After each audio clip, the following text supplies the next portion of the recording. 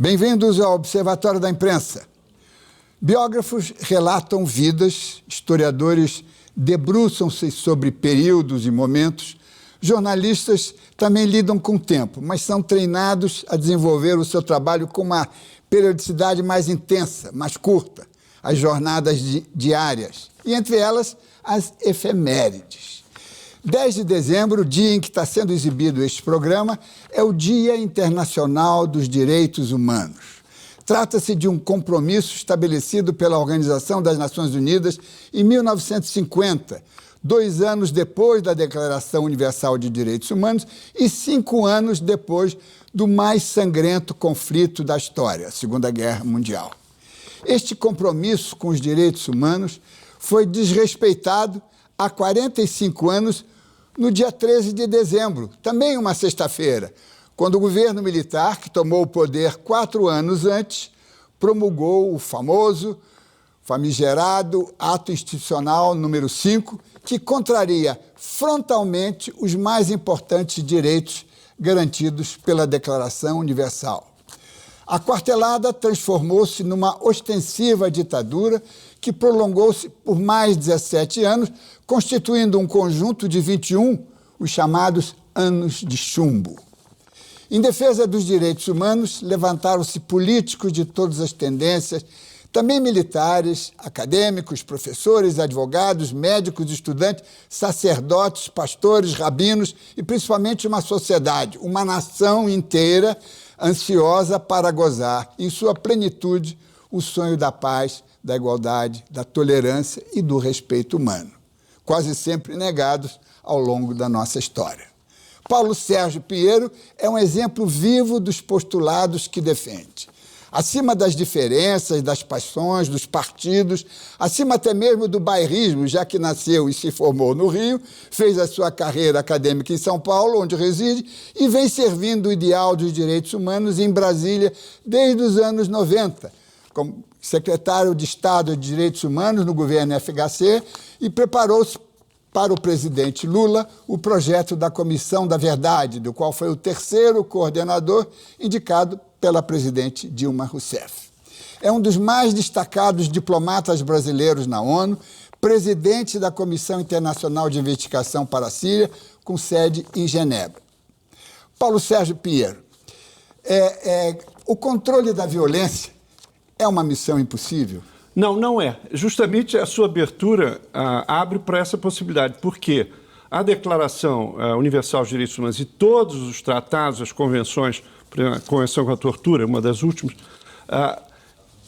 criaram condições para o controle dessa violência. Se você pega assim, o triângulo das Bermudas das violações de direitos humanos, desaparecimentos, detenção arbitrária e tortura, hoje você tem comitês que acompanham a situação. Agora mesmo no Brasil foi criado um subcomitê do Comitê da Convenção da Tortura. Não é impossível. Eu acredito que essa caminhada dos direitos humanos, desde a declaração até os dias de hoje, demonstra que é possível controlar. E eu, com os meus alunos em vários lugares, eu acho sempre importante fazer um jogo dos 10 anos atrás. Brasil, né? 10 anos atrás, há 20 anos, há 30 anos. Apesar dos horrores dos 21 anos de chumbo, nós só tivemos progressos nessa... Claro que desafios continuam enormes, mas... Isso faz parte da vida. Mas os direitos humanos operam num campo de contradições. Então, nada é simples, nada é linear, nada é automático. Agora, me diz uma coisa, você acha possível que um pacifismo, quer dizer, uma luta contra a violência integral, porque o que está acontecendo hoje, ao contrário do que aconteceu com alguns grandes pacifistas do passado, que você conhece muito bem, Romain Rolland, Stefan Zweig, Primeira Guerra Mundial, eles eram pacifistas integrais. Hoje o pacifista ele é complacente com algumas coisas e pacifista em outras, não é? Quer dizer, o pacifismo integral de você se levantar até contra os interesses do seu país quando ele estiver ameaçando ou usando de violência. Né? Eu acho que se fala, ou as pessoas se apresentam menos como pacifistas, mas eu considero isso ainda como um valor integral, em termos da luta completa com a violência. Por exemplo, a questão da pena de morte. Você não pode aceitar a pena de morte para ninguém, porque se a brecha se abre, a sua argumentação está totalmente precária. Eu acho que esses exemplos, quer dizer, o nosso Stefan Zweig, o Romain Rolland, são referências para a luta do presente, sem falar dos próprios apóstolos da não violência. Eu acho que se mantém uma posição pacifista sem que se declare isso a cada momento, porque também nós não estamos com o desafio de uma terceira guerra mundial. Mas, por exemplo, em relação à última ameaça, que foi o ataque pelos Estados Unidos à Síria, houve um protesto geral e importante pelas sociedades, tanto da França, da Inglaterra e como dos Estados Unidos, contrários a essa radicalização da violência. Pois é, já que você trouxe o assunto Síria aqui para o debate, e que eu acho muito importante, é inevitável, não é? Como é que você vê a questão? Assim, você, nas suas negociações com as partes, não é? Porque você está ali mediando, você percebe que eles confiam na paz ou eles estão todos fechados, intransigentes nas suas posições? Olha, o conflito já dura desde 2011. E começou, acredito, de uma forma autêntica, protestos contra um regime que não era aberto, que não é democrático, ainda que fosse uma sociedade secular e que os grupos diferentes, religiosos ou étnicos, conviviam com bastante liberdade. Mas houve interesses que viram nessa rebelião uma possibilidade de derrocar o governo. E a oposição se militarizou enormemente, desde os moderados até hoje, que hoje na Síria é o terreno onde há mais operadores do Al-Qaeda no Oriente Médio. Então, evidentemente que, além dessa luta pela democracia e direitos humanos, outros interesses, que é o conflito, por exemplo, histórico, enfim, meio século sunita, xiita na região. E aí apostaram a vários países que financiaram e financiam alguns grupos rebeldes que apostaram na guerra. Agora, evidentemente que hoje, graças ao entendimento entre os Estados Unidos e a Federação Russa, que temem profundamente a radicalização do conflito e uma irradiação para a Federação Russa e para aliados dos Estados Unidos. Então, a semana do dia 25 de novembro foi importante porque se definiu uma data da Conferência de Genebra, que deve ocorrer em meados de dezembro, visando o fim da violência. O que eu insisto muito é que não há solução mágica. Um conflito tão complicado de 3 anos não vai ser sentando as partes em volta da mesa que a violência vai terminar. Mas abre uma nova dinâmica. E houve uma outra colaboração que o entendimento entre o Irã e a Europa e os Estados Unidos, ainda que seja um primeiro passo com vários limites, abre a possibilidade também de se avançar nesse sentido. Abre um precedente diplomático. Diplomático, quer dizer, a via diplomática. Agora mesmo nós ficamos sabendo que há vários meses o governo americano negociava, discutia, e também em relação à Síria, as conversas também não são todas não são francas, abertas com a televisão presente. Tem um negociador extraordinário, que é o meu colega amigo Lakhdar Brahimi, que tem uma paciência extraordinária. Ele de onde é?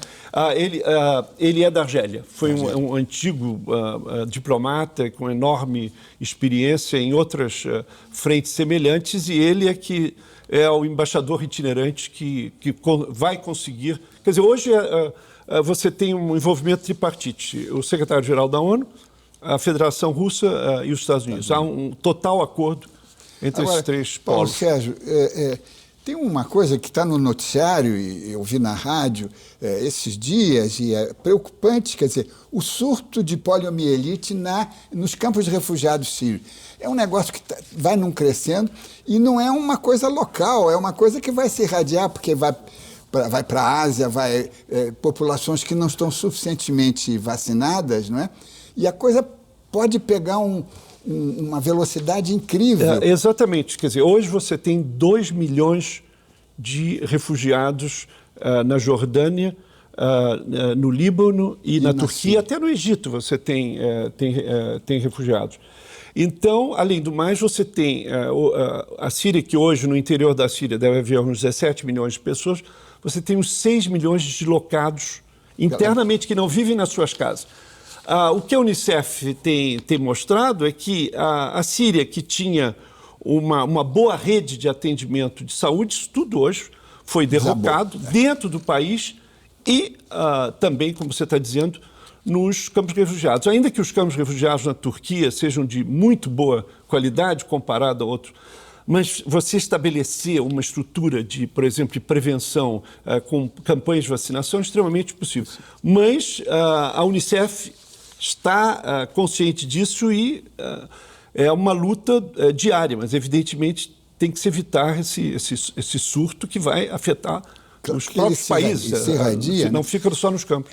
Agora, existe, quer dizer, aí é uma pergunta de um cidadão sem nenhum conhecimento, preparo técnico diplomático, mas não seria possível começar por um cessar-fogo e depois tentar arrumar, discutir?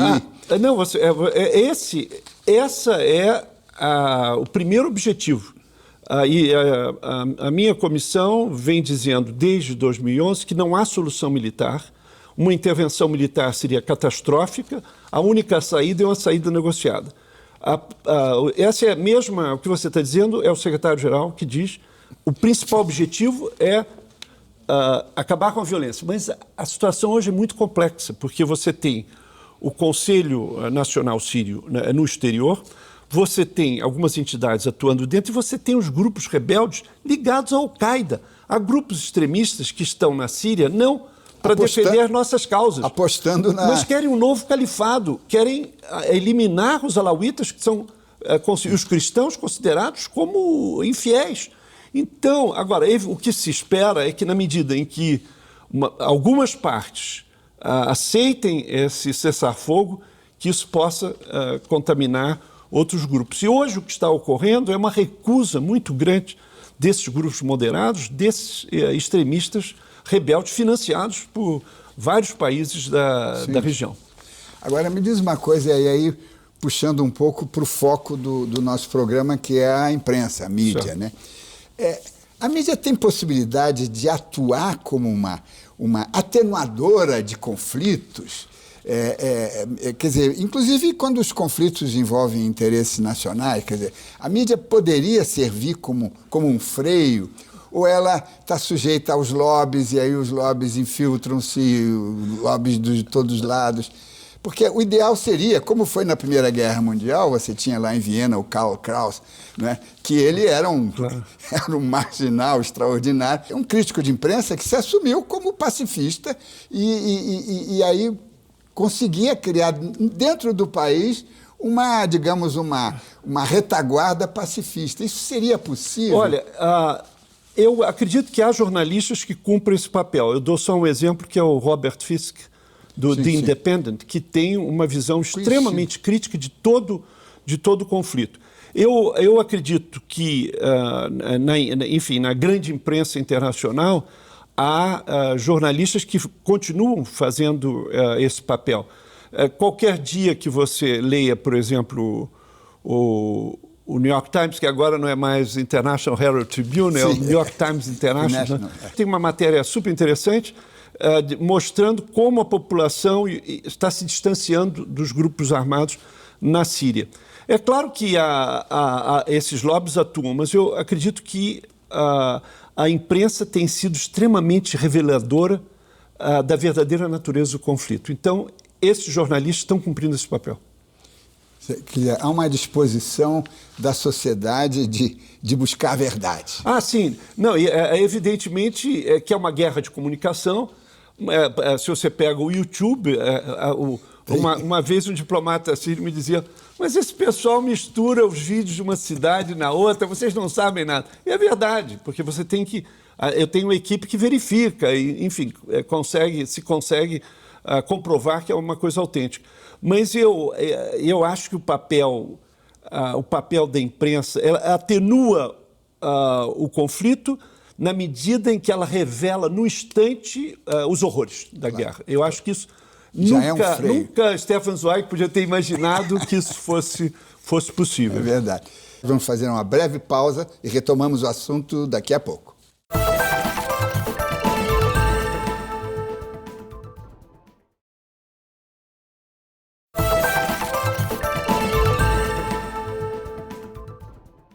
O Observatório da Imprensa está de volta com a entrevista com o senhor Direitos Humanos, membro da Comissão da Verdade, Paulo Sérgio Pinheiro.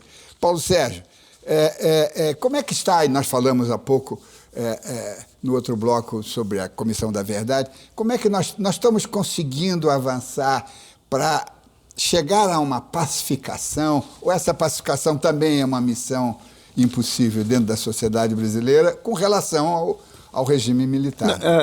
Eu não.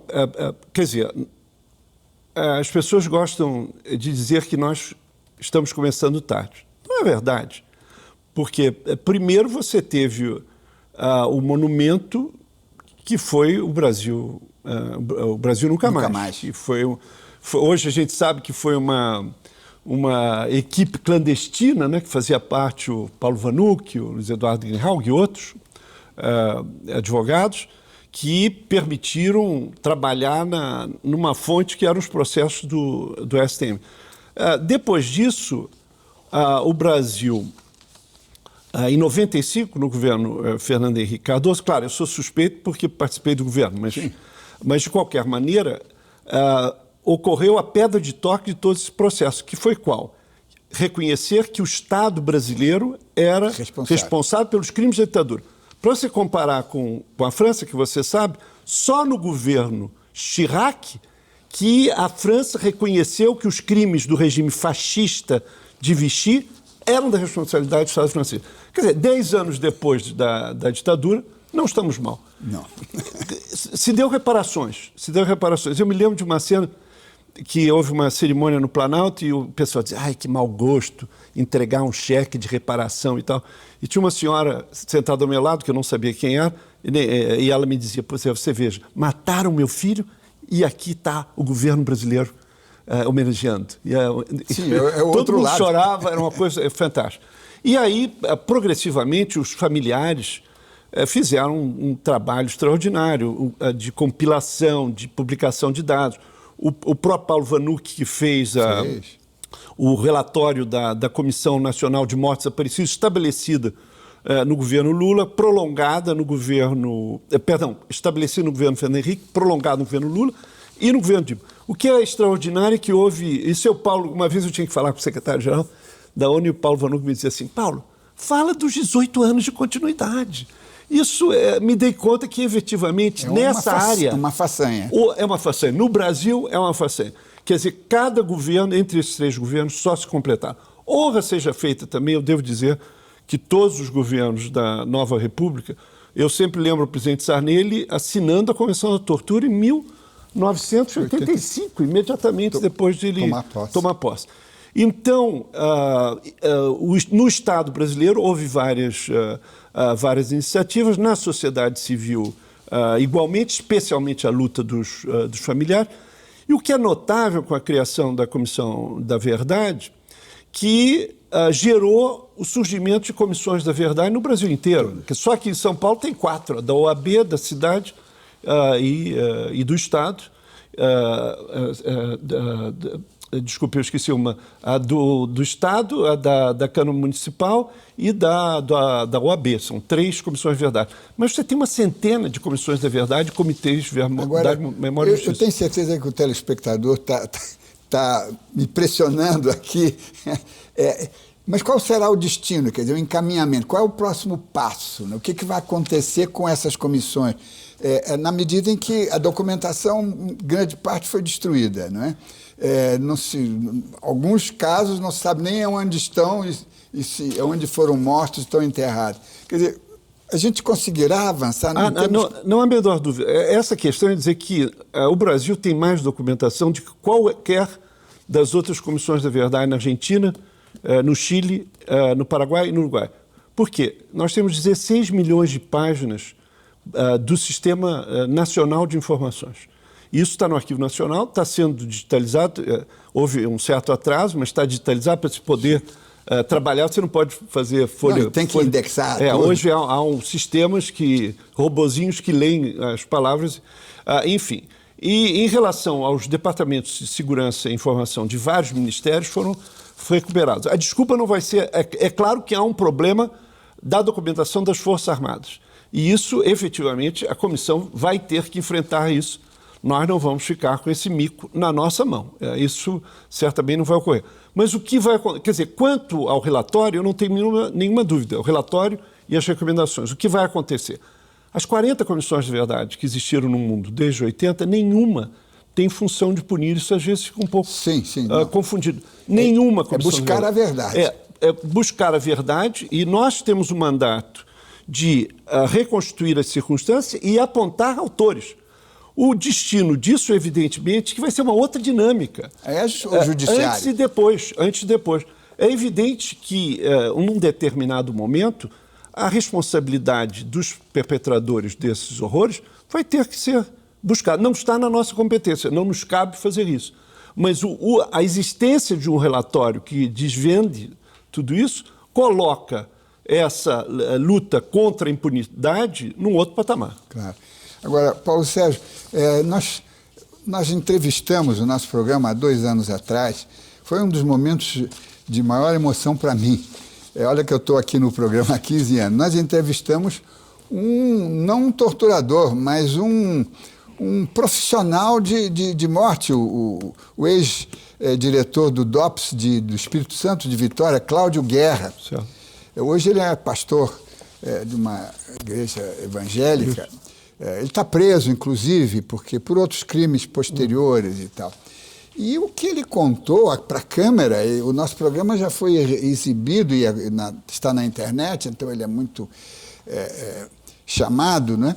Coisas impressionantes. Quer dizer, ele assumiu que ele não matou, quer dizer, ele matou, diz ele, em confrontos, né? Em armadilhas para liquidar resistentes e oponentes políticos. Mas ele desfez pelo menos de 12 cadáveres conhecidos, não é, que tinham sido mortos sob tortura em Petrópolis, no DOPS do Rio e tal. É uma das confissões mais arrepiantes que eu já vi. Quando eu saí da entrevista, eu escrevi um artigo me lembrando da banalidade do mal. Claro. Um sujeito tranquilo, de 70 e poucos anos, transpirando muito, ele tem problemas de saúde, não sei o quê, falando as coisas que... terríveis, terríveis. Agora, tudo bem, ele está pagando e não sei o quê. Mas e depois? Eu soube que ele já deu depoimentos. Ele tem um livro dele, deu vários depoimentos à Comissão Nacional da Verdade e outras comissões. Mas é uma das coisas que... A angústia, inclusive ele assumiu o desaparecimento da menina Kuczynski, não é? Da Ana Rosa, irmã do Bernardo Kuczynski, nosso colega, não é? Dela e do marido, não é? E os detalhes que ele deu são coisas dantescas. São esses relatos que clamam efetivamente por uma verdade que esteja próxima desses fatos.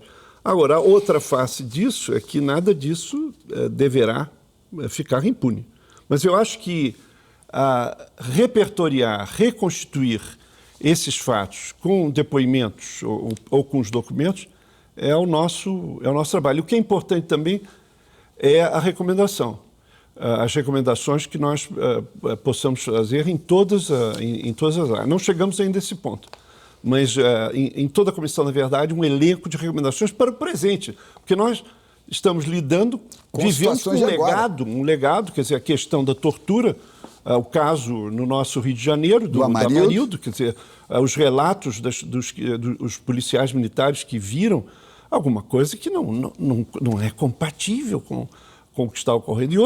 E outros casos semelhantes. Nós tivemos, a Comissão Nacional da Verdade esteve na Rua Tutóia, no DOI-COD. Sim, aqui. E ali foi talvez o maior centro de tortura e de extermínio no Brasil.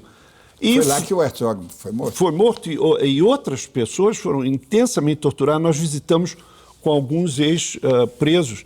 E foi importante que estavam conosco 2 secretários, o secretário de Segurança e o secretário de Cultura, o que dá um certo empenho do Estado, porque nós e outras comissões, não dá para continuar funcionando delegacia onde foram câmaras de tortura. Quer dizer, hoje houve uma certa reconstrução, tem portas blindex, centenas de pessoas foram torturadas aqui. Então, o tombamento está quase pronto e eu acredito que o governador Alckmin esteja muito sensível a que São Paulo possa dar exemplo. É todo o pátio, as pessoas eram mortas. Sabe aquela história das pessoas que saíam na imprensa que tinham sido mortas em conflito? Em confrontos. Houve depoimentos que viram as pessoas no mesmo dia que elas foram dadas como mortas em confronto. No pátio, ali na Rua Tutóia. E o que era mais dramático quando eu vim para São Paulo, você sabe que eu sou exilado em São Paulo desde 71, né? Quando eu vim para São Paulo, o que me espantava era, me relatavam o que ocorria ali, e a vida normal, os edifícios todos vendo. Tudo em volta. Tudo horrível. Agora, a França, digamos, ela foi mais relapsa, não é? Em punir, em reconhecer, mas pelo menos assim que ela foi libertada, em 1944, né? Ela pegou os colaboracionistas, claro, né? E aí, por exemplo, no caso Herzog, eu me lembrei agora, vários jornalistas, eu conheço pelo menos 2, que escreveram dias antes de ele ser preso e morto, o Herzog precisava passar uma temporada no Hotel Tutóia, não é? Saiu aí Eu acho que tudo isso tem que ser contado, tem que ser relembrado. Pois é, porque os militares tinham uma rede ali, não é? E, sobretudo, depois do AI-5, né? Que o AI-5, digamos, até segundo o próprio Cláudio Guerra, foi a partir do AI-5 é que eles começaram a matar... o enterro total de qualquer elemento do Estado de Direito que ainda pudesse existir. É aquela situação em que nada se explica, não há porquês, não há resposta para os porquês nesses lugares de horror. E são os deadlines, quais são os próximos? O deadline, inicialmente, a lei, e eu sou parcialmente responsável, por isso que fiz parte do grupo de trabalho, a maioria das comissões, de verdade, há várias que duraram 1 ano, algumas 2 anos. A nossa, 2 anos. Mas houve várias reivindicações por outras comissões e pelo próprio nós avançando o trabalho, surgiu a necessidade de uma extensão. Então, a presidenta Dilma está está em vias de propor uma extensão até novembro. Então, o relatório... Até novembro? De 14. Porque não foi essa a motivação primeira, mas o relatório, se publicado entre o campeonato de futebol e as eleições ia ser um anticlímax. Então, vai ter essa vantagem. Ele se perde. Agora, eu gostaria de voltar ainda para a área internacional, porque ela é cheia de paradigmas extremamente interessantes, não é? As conferências de paz, por exemplo. A Síria é um país novo, né, que surgiu numa conferência de paz, claro, do fim da Primeira Guerra Mundial. Um traçado totalmente artificial. Artificial, quer dizer, então, toda aquela região balcânica, aquilo tudo era o Império Austro-Húngaro que foi retalhado com lápis de cor, claro. e deu uma série de guerras. Como é que se pode evitar que as conferências de paz criem artifícios cartográficos, não é? Talvez criando, digamos, a noção de internacionalismo, de federações. Como é que você vê isso? Como um cientista político, como é que a gente pode ver, digamos, depois de uma conferência de paz, para evitar outra, como é que se pode fazer, atendendo às legitimidades étnicas e religiosas? Você sabe, tem um cenário que eu prefiro até não pensar, que vários de meus colegas começam a falar de uma balcanização da Síria, né, em termos justamente dos alauítas que estão numa determinada região. Os sunitas são em todo o país, mas agora, dependendo dos grupos que dominam, que a Síria seria retalhada. Eu não trabalho com essa hipótese, primeiro que eu não isso me apavora, então eu prefiro não pensar. E é um pouco political science fiction, que não interessa muito ficção científica na política. A sensação que eu tenho é que a Síria não vai ser igual ao que era. Em termos do primeiro Assad e o atual presidente, se constituiu uma sociedade num sistema autoritário, mas que as etnias tinham enorme autonomia, capacidade de viver. Por exemplo, quando eu preparava para o secretário-geral um relatório mundial sobre violência contra a criança, nas conferências regionais ali, os meus melhores aliados eram as delegadas da Síria, porque elas eram militantemente críticas dos fundamentalismos dos outros grupos. Eram as oprimidas. Era um Estado que tinha políticas de proteção à criança muito boas. Então, eu creio, quanto ao secularismo, eu acho que vai ser difícil manter. Mas é preciso também não subestimar que as sociedades, como as crianças, têm enorme resiliência. Não esperar que tudo está destruído. Quer dizer, todos os contatos que eu tenho no exílio e as conversas no interior, você tem essa resistência diante da catástrofe. Eu acho que não há, na medida em que se chegue ao fim da violência e que há vários pontos que estão na mesa do memorando que já foi definido em 2012, por exemplo, estabelecer um sistema de transição de poder e algumas outras coisas básicas, bem básicas. Eu acredito na dinâmica. Eu acho que a dinâmica não vai na direção da catástrofe, da diminuição das fronteiras. Não. E ainda mais porque, na atual situação, ninguém contesta mais essas fronteiras que, no seu nascimento, estavam artificiais. Ninguém vai hoje discutir a fronteira da Jordânia, do Líbano. Bom, o Líbano nem quer pensar nisso, porque, na verdade, um dos que é mais atingido é justamente o Líbano. Porque, como aqui no Brasil, você tem o Hospital Sírio-Libanês, o Clube Sírio-Libanês, que é o IFES Debutante, né, no Rio de Janeiro. Então, é uma comunidade sem fronteira. E o Líbano quer manter a todo preço não conflito, porque seria... Quer dizer, eu não sou otimista nem pessimista. Eu não sou catastrófico. Eu acho que a sociedade tem uma resiliência grande e vai ser capaz, numa nova dinâmica, de reconstruir o país. Vamos fazer um breve intervalo e voltamos em seguida.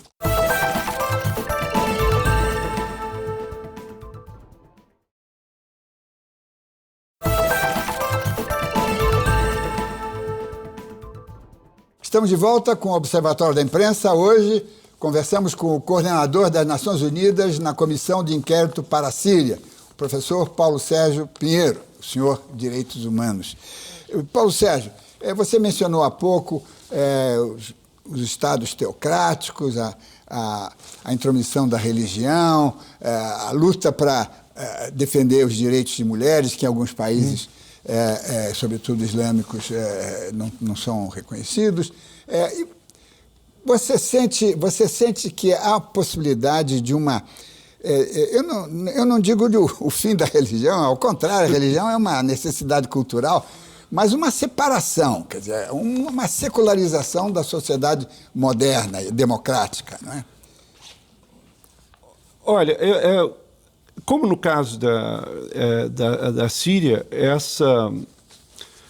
essa secularização está ameaçada, porque em toda a região, você veja a questão do Iraque, que tinha uma comunidade cristã importante, e eles foram se refugiar na Síria, porque... ainda que fosse um Estado autoritário, etc., eles eram protegidos de uma certa maneira. E vieram, o drama agora é que eles tiveram que sair da Síria porque estão sendo abatidos, vários bichos sequestrados, etc. Toda a tensão que houve na Europa em relação à imigração dos países árabes radicalizou o problema do anti-islã. E isso gerou uma certa afirmação, mesmo nos debates da ONU, do reconhecimento do direito à religião, enfim. Claro. E isso, eu acho que hoje isso está menos intenso. A nossa região, pelo menos, dá um bom exemplo. Quer dizer, eu acho que a América do Sul é um bom exemplo de sociedades seculares. A Europa se sente intensamente ameaçada. Toda a caminhada da extrema direita, dos skinheads, em vários países. Os populistas. Há uma ressurreição, a ressurreição grande a esse respeito. Mas eu acredito que hoje esse debate não esteja tão radicalizado. Eu acho que um acordo básico em relação a alguns valores seculares tem que haver. Por exemplo, a Tunísia, que passou por toda a revolução, ainda a coisa continua extremamente complicada, eles tentam manter a sociedade secular, não só no sentido do funcionamento político, mas também por causa do turismo, porque senão se eu começar a banir turistas, as praias da Tunísia são maravilhosas e tudo isso, então realmente... A Europa perde uma praia. Perde uma praia. Né? Evidentemente que eu acho que hoje é uma sensação que o mínimo de requisitos seculares é essencial, quer dizer, assegurados os direitos de todas as religiões, liberdade de culto. E de não cair pesadamente sobre a discriminação e o preconceito. Eu acho que em termos da discriminação no sistema internacional e nas normas se caminhou enormemente. Depois dos ataques às bombas em Nova York, ficou acirrado essa necessidade dos países islâmicos de afirmarem a predominância da religião. Mas isso hoje eu acho que está menos intenso do que naquele momento. Mas, mesmo assim, ainda você tem, dos dois lados, quer dizer, do lado europeu, eles têm um furor anti-islâmico que atenta contra os direitos humanos dos imigrantes que já estão lá duas, três gerações. Populações extremamente integradas, como os turcos na Alemanha. E agora na formação da grande coalizão foi aceito a dupla nacionalidade. Isso foi os social-democratas conseguiram isso. Exatamente. Quer dizer, você lembrou bem, porque tem aí um dado que não é político, é apolítico, não é? Quer dizer, a Alemanha, apesar de tudo, apesar de todo estar rodeada aí por países extremamente reacionários, né? Ela conseguiu uma conciliação entre o centro, não é? A democracia cristã deles, e a social-democracia. Isso parece um sonho, né? É um sonho. E, na verdade, eu vou contar uma anedota, que uma vez eu fui em Hamburgo, uns sindicatos de polícia me convidaram. E aí, eu, com muito jeito, resolvi perguntar quantas pessoas a polícia tinha matado, preocupado com a situação aqui de São Paulo. E eu senti um mal-estar terrível, que ninguém foi morto. E casos de tortura, aí eles ficaram absolutamente encabulados. Não, nós não torturamos, quer dizer, o Estado que sucede ao Estado nazista consegue, exemplar, de uma certa maneira, hoje, ainda que tenha havido problemas quando eles estavam lutando contra as Brigadas Vermelhas e tudo isso, mas em relação ao que foi, eles conseguiram lidar com o legado de uma maneira formidável. E isso, eu tive há poucos dias em Berlim, e você sabe que eles têm bem integrados 18 mil sírios. Estão recebendo um número pequeno de refugiados, 5 mil. Tem alguns, a maioria dos estados não recebe nenhum. Estão recebendo 5 mil. E há um tratamento eficaz de não discriminação, de amparo dessa população. Isso, de uma certa maneira, reflete essa abertura do centro às reivindicações social-democratas, que nós temos que saudar isso como algo positivo. Claro. embora os social-democratas não se sentem juntos, às vezes, em alguns casos, no caso brasileiro. Mas é preciso, quer dizer, acabar com essas rivalidades que atrapalham a convivência, atrapalham a harmonia e atrapalham os direitos humanos. Mas uma coisa que nós falamos há uns minutos atrás, que eu posso dizer, quer dizer, eu nunca tive uma militância política definida. O que efetivamente ocorreu, especificamente do governo Fernando Henrique até o presente, é essa continuidade, quer dizer, a política de direitos humanos, a política de Estado de direitos humanos é a mesma, quer dizer, o Brasil aceita ser monitorado, o Brasil presta contas, e isso só foi agregado. Essa faixa não foi contaminada pelo partidarismo. Eu acho que isso, nessa data, é bom comemorar isso também. Isso é extremamente importante. E o Paulo Vanucchi, eu dizia para ele, ele fez o... Ele sucedeu você. Né? Exatamente. Ele fez o Programa Nacional de Direitos Humanos número 3. E no governo Fernando Henrique fizemos o 1º e o 2. Quer dizer, essa vontade de afirmar que, em termos de direitos humanos, não há carteirinha. Não. Isso é da maior importância, sobretudo... Isso é nosso. Num continente passional, claro, como a América e numa do política extremamente passional como é a nossa, na área dos direitos humanos, isso continua. Isso é formidável. Muito positivo. Agora, uma coisa pessoal, outro importante diplomata brasileiro, não do Itamaraty, mas na área das Nações Unidas, o Sérgio Vieira de Mello, né? Que acho que há 10 anos... Foi 10 anos, comemorou agora 10 anos o assassinato. Há 10 anos ele foi assassinado num atentado brutal, uma coisa terrível em Bagdá, não é? Essa função não te assusta um pouco? Olha, Você não se sente em risco de... Não anda de colete? Não, a maior parte não. Carro blindado, às vezes. Mas pode parecer bravata, mas eu não me lembro. Se eu ficar me lembrando muito, pode ser que eu tenha medo. Mas se você começa a pensar muito, você não faz nada. Você não sai de casa. O Sérgio era extraordinário e foi terrível que ele tenha morrido, porque você sabe que ele tinha sido nomeado alto comissário de direitos humanos, um cargo que se criou em Viena em 1994, na Conferência Mundial de Direitos Humanos. Mas ele foi enviado para o Iraque e teve que enfrentar isso. Para a área de direitos humanos foi uma perda extraordinária, porque ele unia a experiência humanitária no campo, refugiados e asilados, e a experiência de direitos humanos. Ele realmente é uma referência e era uma figura carioca também. E a gente se encontrava no escritório na ONU e ele dizia assim: Paulo, meu velho, como é que está hoje? Ninguém mais se chamava de meu velho. Mas é bom lembrá-lo. No outro dia, há uns meses, houve um seminário num espaço que eu nem conhecia no Rio, chamado Espaço Antônio Carlos Jobim, no Jardim Botânico. E houve um grande seminário que o ex-chanceler patriota organizou e foi muito emocionante, os 10 anos da morte do Sérgio. Pois é, muito importante, porque... E aí nós temos que nos remeter, falando de direitos humanos para a paz, que é a mesma coisa, claro, né? São as mesmas, é a mesma disciplina. Né? Eu acho que os direitos humanos justamente estão na resistência à violência. E a construção da paz. A construção da paz. E aí nos remete a um outro... Podemos chamá-lo de diplomata, Oswaldo Aranha, que presidiu as Nações Unidas, não é?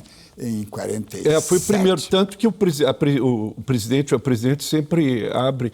E você sabe que nessa caminhada, a ditadura foi um interregno isolacionista do Brasil. Hoje o Brasil, no período democrático, é considerado um honest broker, quer dizer, um negociador confiável. Mesmo na área de direitos humanos, que nós temos inúmeros problemas, mas tanto em Genebra como em Nova York, o Brasil é respeitado por isso que nós estamos falando, quer dizer, essa continuidade de uma política de Estado construída em democracia e uma grande abertura e os relatórios que o Brasil apresenta às convenções são extremamente abertos. E o aumento de brasileiros atuando nessa área. Hoje há muito mais brasileiros do que durante a ditadura. Eu acho que a democracia também permitiu uma melhor participação do Brasil. Uma internacionalização. Exatamente. Hoje estamos... Saímos da paróquia um pouco e... Exatamente. Eu acho que nós estamos mais... ficamos mais cosmopolitas, o que diz respeito, no bom sentido. No bom sentido da palavra, claro, no grande sentido. Não do snobismo, mas do bom sentido. Agora, você acredita que realmente é possível criar uma consciência mundial de direitos humanos? Quer dizer, uma coisa que você se sinta, você sofra com a China no Antípoda, ou na Síria, que também é quase Antípoda. Quer dizer, criar essa consciência de que o mundo não é uma ilha, e o ser humano não é uma ilha, não é? E o que acontece lá fere aqui, para tornar a condição humana mais igual, não é? Olha, Diniz, hoje mais do que nunca, porque, na verdade, esse viver instantâneo dos horrores, eu acho que aumenta a solidariedade. Não quero fazer papel de poliana, mas hoje essa consciência universal é muito maior. Aquilo mesmo que nós dizemos no Brasil, hoje nós somos muito menos provincianos, e o Brasil, quer dizer, você tem organizações de direitos humanos, como a Conexas, por exemplo, aqui em São Paulo, que tem uma inserção internacional, atua em Genebra. Isso é totalmente novo. E a criação do Alto Comissariado de Direitos Humanos, eu acho que também ajudou isso enormemente. Ela hoje tem uma presença, sei lá, em 77 países. Enfim, essa construção dos direitos humanos, eu acho que essa consciência existe. E também por parte da nossa imprensa. Na realidade, a imprensa, tanto a televisão como a imprensa escrita, dá uma cobertura extraordinária às violações de direitos humanos. Isso desde o tempo da nossa Comissão de Antônio Vilela, que foi fundada em 83, eu acho. Estivemos juntos. E desde aquele período, dizer que a imprensa, na reconstrução democrática, ela se tornou muito mais sensível. Quer dizer, o espaço que os militantes de direitos humanos conquistaram na imprensa escrita e na televisão, isso antes dos blogs, antes da internet, foi extraordinário. Eu acho que isso acontece no mundo inteiro. Quer dizer, quando você vai para congressos, fóruns internacionais, congressos, você vê isso presente e a juventude continuando. Quer dizer, eu acho que não foi em vão. Quer dizer, nada foi em vão no Brasil. Não foi em vão os que foram assassinados pela ditadura, os que desapareceram. Não foi em vão também a luta dos lutadores. Por exemplo, a primeira pessoa a falar em terrorismo de Estado, logo depois do golpe de Estado, foi o doutor Alceu Amoroso Limpo, que era intocável no seu jornal, no Jornal do Brasil.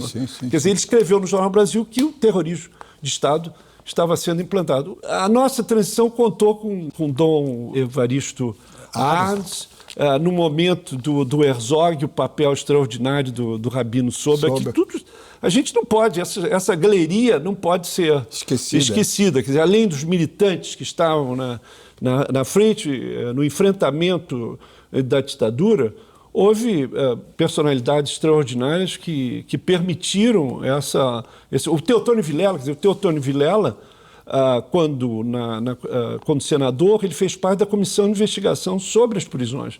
Então, eu tenho uma foto muito boa dele, muito elegante, um terno jaquetão, pulando uma poça d'água, visitando uma penitenciária. E o Severo Gomes, nosso Severo, que realmente o Parque Yanomami não existiria sem o Severo. Você é um otimista com relação às perspectivas? Quer dizer, em relação ao que eu atuo, eu não sou otimista nem pessimista. Mas em relação à consciência universal dos direitos humanos, e no Brasil, eu tenho uma constatação otimista. A paz é possível. É possível.